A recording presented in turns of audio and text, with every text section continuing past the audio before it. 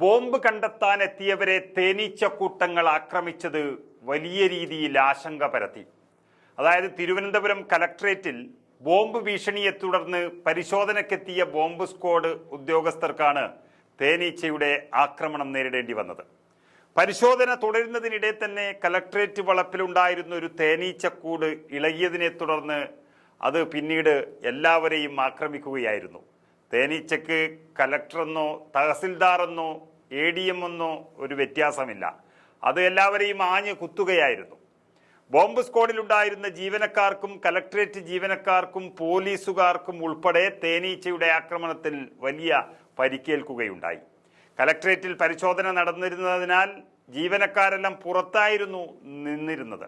ഇതിനിടയിലേക്കാണ് തേനീച്ചക്കൂട് ഇളകി വീണതും പിന്നീട് കുത്തേറ്റതും. കുത്തേറ്റ അവശനിലയിലായവരെ സമീപത്തെ ആശുപത്രിയിലെത്തിച്ച് ചികിത്സ നൽകുകയും ചെയ്തു. നമുക്കറിയാം, പത്തനംതിട്ട കലക്ട്രേറ്റിൽ ബോംബ് ഭീഷണി ഉണ്ടായതിനെ തൊട്ടു പിന്നാലെ തന്നെ തിരുവനന്തപുരത്തും ഇന്ന് ബോംബ് ഭീഷണി ഉണ്ടായത്. കലക്ട്രേറ്റിൽ ബോംബ് വെച്ചിട്ടുണ്ട് എന്ന സന്ദേശം ഔദ്യോഗിക മെയിലിൽ തന്നെ ലഭിച്ചതോടെ കലക്ടറും ഉദ്യോഗസ്ഥരും ഉൾപ്പെടെയുള്ള ജീവനക്കാരെ എല്ലാം പുറത്തിറക്കി ബോംബ് സ്ക്വാഡ് പരിശോധന നടത്തുകയായിരുന്നു. അഫ്സൽ ഗുരുവിനെ നീതി നിഷേധിച്ച് തൂക്കിലേറ്റിയതിനെ ഓർമ്മപ്പെടുത്താനാണ് ബോംബ് വെച്ചിരിക്കുന്നത് എന്ന് പത്തനംതിട്ട കലക്ട്രേറ്റിൽ ലഭിച്ച സന്ദേശത്തിന് സമാനമായ വാചകങ്ങൾ തന്നെയാണ് തിരുവനന്തപുരത്തെ കലക്ട്രേറ്റിലും ലഭിച്ച മെയിലിൽ പറയുന്നത്. അത് ജില്ലാ കലക്ടർ തന്നെ സ്ഥിരീകരിച്ചിട്ടുണ്ട്.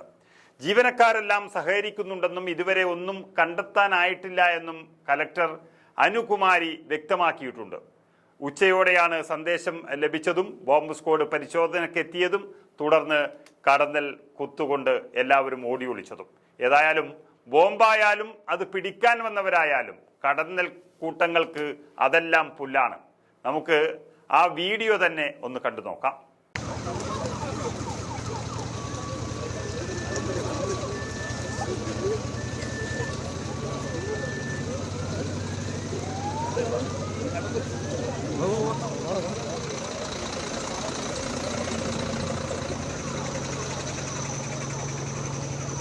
വണ്ടി കൊണ്ടുള്ള വയ്യ.